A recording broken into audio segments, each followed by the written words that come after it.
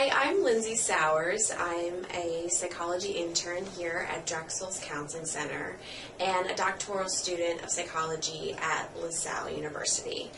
And so today what I want to do is talk to you a little bit about managing your emotions. And you might say, why is that important? Why is it important that we work on or talk about managing your emotions? Well, a lot of the time I've heard from students that during difficult times when they're struggling, it becomes difficult to function in other areas, and sometimes the emotions become so overwhelming that you're not able to go to class or to interact with friends and do some of the things that might help you to get through that difficult time. And so because of that, we want to spend a little bit of time talking about how it is that we can get through those difficult times in a way that doesn't escalate the problem and helps to get you involved in activities that reduces the emotions a little bit and can be a skillful way to get through that time. So we want to talk a little bit about what we call distress tolerance skills, and really want to break that down a little bit to tell you a little bit about what those words mean and kind of explore them. So distress means great pain. It can be physical, it can be emotional, and it's something that is really a suffering.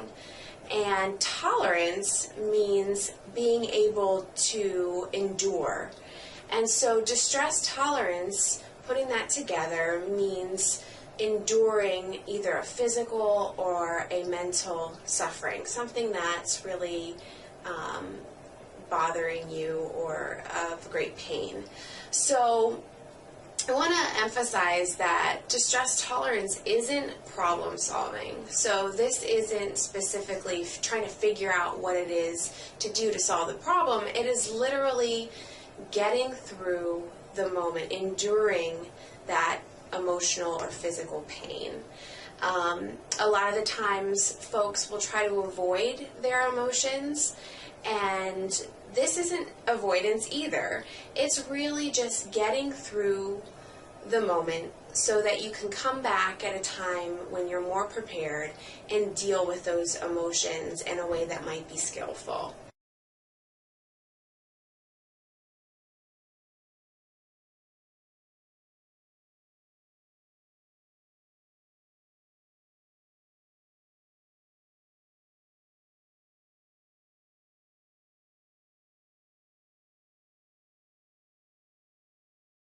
So I want to talk about 3 key methods of distress tolerance today. And the first is called radical acceptance. So that term might seem a little bit bizarre, but it's really a new way of looking at a situation. And when you go through something difficult, the common reaction to that situation is usually negative, dealing with something that might be difficult. So having those negative emotions can sometimes prevent us from moving forward. They kind of keep us stuck. And so radical acceptance is really a frame of mind that makes it so that you understand that pain is inevitable. It's something that we're all going to experience.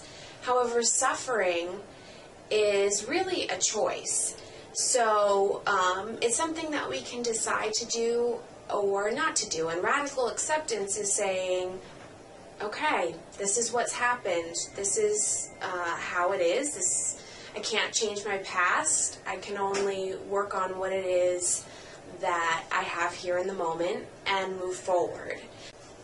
One of the things that's really important about radical acceptance is the element of not criticizing or judging yourself for the emotions or for that experience that's happened that's caused the emotions, because it makes it so that you're making that suffering for yourself instead of just experiencing the pain that the event has happened.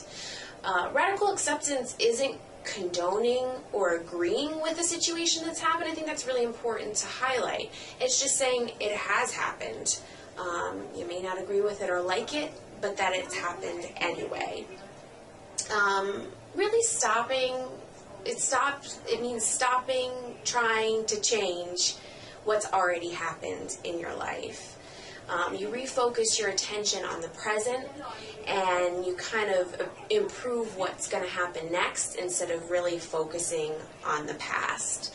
Some statements that might be helpful in the moment that really emphasize radical acceptance are things like, it is what it is.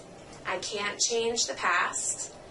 I can only acknowledge what is right now and move forward. So sometimes in the moments of distress, in the suffering, to just acknowledge and to move forward with that awareness of what it is that you're experiencing can sometimes help.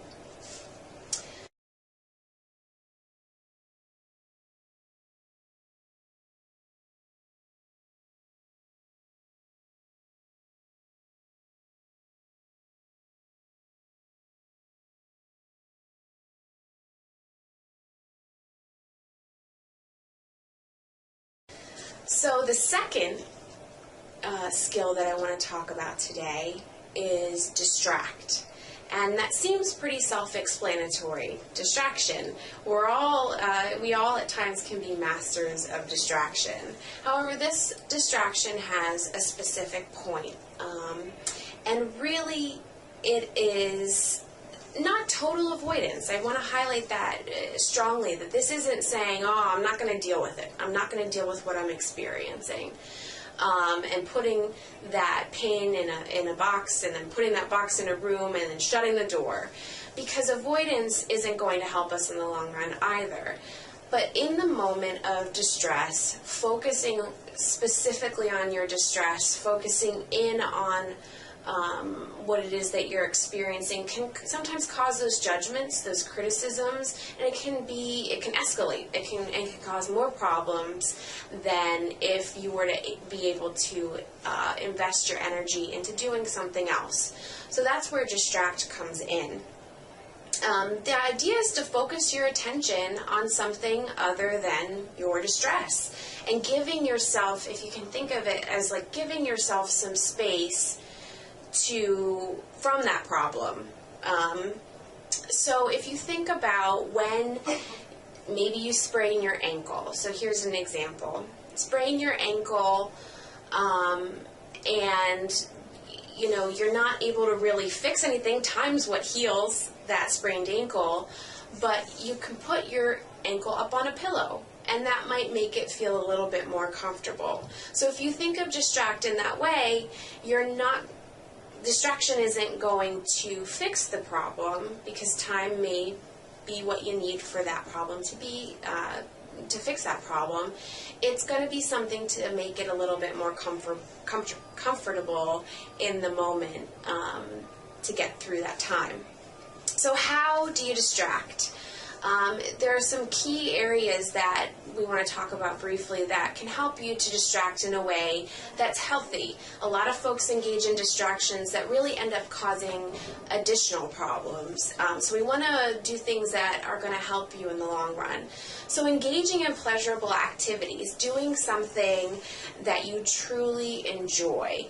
And that might be going outside and enjoying the sunshine. It might be calling a friend to go to a movie. It might be watching your favorite TV show. There's a lot of different things, and it's going to be different for everybody. But doing something that you really and truly enjoy doing will help take your focus off of your distress. You don't need to be super happy while you're doing these activities. That's something that's important. Sometimes just getting going and engaging in those activities can help you then to feel a little bit better. But just by taking the focus off of what it is that you're experiencing, the distress that you're experiencing, can help to feel a little bit better. There's lots of just daily activities. This is sometimes pleasurable or sometimes just routine. So this is just a spin-off of the pleasurable activities. If you get involved in your routine, maybe you go to the gym every day at a specific time, or maybe you call your family, maybe you walk your dog. Doing those things can sometimes get you back into the routine of your day, and again, take your focus off that which is causing you distress. Another area of distraction is when you pay attention to someone else. If you've ever volunteered, whether it be in a soup kitchen or whether it would be through church or any other organization, if you've ever volunteered to help somebody else, you might know a little bit about this idea that helping someone else helps to take the focus off yourself and give you maybe a sense of meaning and a greater purpose. So if you do that, take your attention off yourself, it can then help you to get through the moment of distress. So again, there's opportunities to volunteer, call a friend, a family member, maybe let them know that you're having a really difficult time right now and that you'd like to take your focus off of yourself, or that you just want to help them out in any way that you can. That can help to get through this period of really difficult suffering. Another area of distract that I want to briefly touch on is distraction from your own thoughts, which can be tough because we're with our thoughts most of the time. So being skillful in the way that you approach the thoughts that you have, especially during times of suffering, can help to relieve some of that suffering. You can think of previous pleasant experiences, really going into detail what it felt like to be in that pleasant experience, or what it smelled like. Focusing in on your senses to kind of really place you there can help distract from some of those thoughts that may be escalating your distress. Maybe it's thoughts of what was happening in that distressing experience. But if you focus in on something, a memory or a thought of a time or a place or being with a person that you really find enjoyable, you can sometimes help to relieve some of that distress. Or you can focus in on something that you're looking forward to and really planning that out, the details of how you'd like that to go, and what you think that experience might be like. It's really helping you to take your thoughts away from the distressing experience, the emotions that you're having, so that you can focus in on something a little bit more pleasant. One of the last areas of distract that I want to talk about is just leaving the situation. Sometimes you have to physically remove yourself from a situation to distract yourself from its escalation. So it can be hard sometimes because we can invest a lot in changing somebody else or our own views, and in doing that, we get lost sometimes, and that get lost in the distressing experience. So being able to refocus your attention on the present, sometimes that's removing yourself so that you can manage the emotions, just exiting the situation and not really adding to what's already occurred. So wanted to review distract because there's a couple different elements that we talked about. We talked about distraction through pleasurable activities, and that also has a spin of really engaging in day-to-day routine activities. Distraction through attention to others, helping them, focusing your energy on other people and their issues and helping them. Distraction from your thoughts through thinking about pleasurable events in the past or planning for the future, or removing yourself from the situation. So with those, it can be difficult to do in the moment when the emotions are high. And so one of the things that might be helpful is when you're feeling a little bit better, if you know that you struggle with emotions and getting through the moment, it can be helpful to create a distraction plan. Okay, so I'm going to do A, B, C, or D if I have a moment that I'm really struggling with my emotions, so that you have it ready to go when that might happen and you don't have to think quite so much.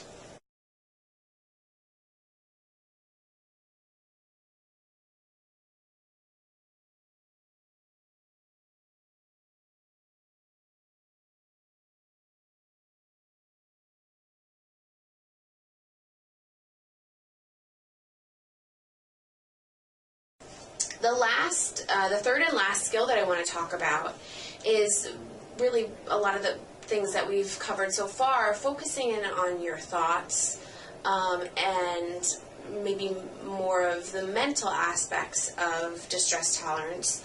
But now I want to focus more on your physiological, your body, and that would be through talking about relaxation and soothing. We need to be aware of the body because distress in the mind has effects on your body. You need to be able to soothe, relax, and comfort yourself during this difficult time. It can also help your mental state when you help your body. So we want to teach ourselves to focus on the five senses. If you think about it, your five senses and your body is always in the present. Where your mind may be in the past or the future, the body is always in the present. So the five senses, so let's start with smell. Sometimes in a moment of distress, having a scent that you really enjoy, a candle burning that reminds you of better times, or maybe of comforting times. Maybe it's a blanket that smells like the detergent that mom uses, or of just comforting times, focusing in on smells. It could be foods that you enjoy, smelling those foods being made, walking by the bakery that makes the bread that you love. Focusing in on surrounding yourself with smells that are pleasant to you. Sight. It's a very important sense that we sometimes take for granted. So in a time of distress, maybe even just seeing pictures of friends, or pictures of home, or relaxing scenes in a magazine, a mountain scene or a lake scene or a beach scene, whatever it is that you find relaxing. Sometimes it doesn't have to be, it could be in real time, going outside and seeing people playing with their dog, or talking to their children, whatever you find soothing to look at, focusing in on that in the moment. Hearing, putting on some really relaxing music. This isn't necessarily the time to put on the sad song that makes you cry. This is maybe the time to put on the song that will make you feel better. Listening to that. Maybe it's going outside and just listening to conversations of other folks. I mean, it really doesn't have to be restricted to music or just different sounds from inside the house. It can be outside as well. Whatever it is that you find relaxing. Taste. Food. It's important to remember what foods you find comforting. Things that taste and remind you of better times. Might be the time to make your favorite dish, or it might be the time to go out and order your favorite dish. Whatever that might be, call somebody over to make it with you so that you can have that taste and focus in on how that is relaxing for you when you're distressed. And touch. Maybe this is the time that you get out that blanket, or you have the friend over, you can hold their hand. Focusing in on what it is that you find relaxing to get through that moment, and having that there with you. And the last one is really not necessarily a sense, but action. It's something to be related with the body. It's movement, and remembering that sometimes getting involved in movement can help the body even when the mind is distressed. So maybe that's taking a walk, maybe that's going for a run, or just doing things that you enjoy. There's lots of different ways to get your body moving. Really think outside of the box when it comes to some of these things. It's tough, especially during the moment. As we said before, sometimes during the moment it's difficult to do. Thinking outside of the box, you might want to color. There are things that we don't do so much anymore, that things that we thought were fun as kids. Maybe that's the time now to do that. Going back to how you soothe yourself as a child.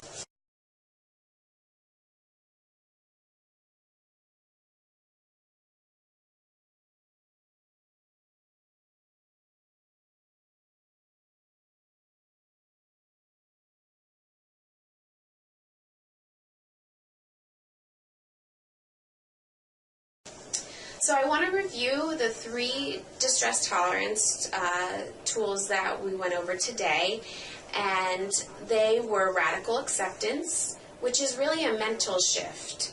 It's not that digging the heels in the sand while the wave comes at you and really ignoring that the situation is at hand. It's really acknowledging that it's coming, whether you like it or not, or it has come, and flowing a little bit more readily with that situation. Distraction. We talked about a bunch of different ways to engage in distraction. It's really involving yourself in activities other than focusing in on your distress and the situation that caused the distress, and getting involved in other activities, getting involved with other people, trying to keep your mind occupied with more pleasant things, or removing yourself from a situation.